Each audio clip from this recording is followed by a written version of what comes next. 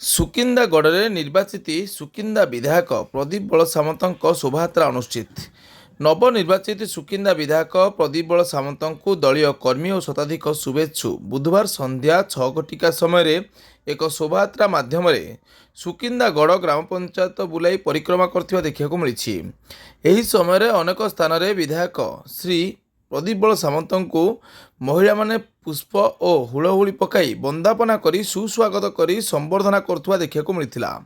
ସୂଚନା ମୁତାବକ ଗତ 1990 ମସିହା ପରଠାରୁ ସୁକିନ୍ଦାକୁ ନିଜ ଅକ୍ତିଆରରେ ରଖିଥିବା ପିତା ପ୍ରଫୁଲ୍ଲ ଚନ୍ଦ୍ର ଘଡ଼ାଇ ଓ ପୁଅ ପ୍ରୀତିରଞ୍ଜନ ଘଡ଼ାଇଙ୍କୁ ହଟାଇ ଏକ ସମୃଦ୍ଧ ବିକଶିତ ସୁକିନ୍ଦା ଗଢ଼ି ତୋଳିବା ପାଇଁ ମୋର ଲକ୍ଷ୍ୟ ବୋଲି ବିଧାୟକ ଶ୍ରୀ ପ୍ରଦୀପ ବଳ ସାମନ୍ତ କହିଛନ୍ତି।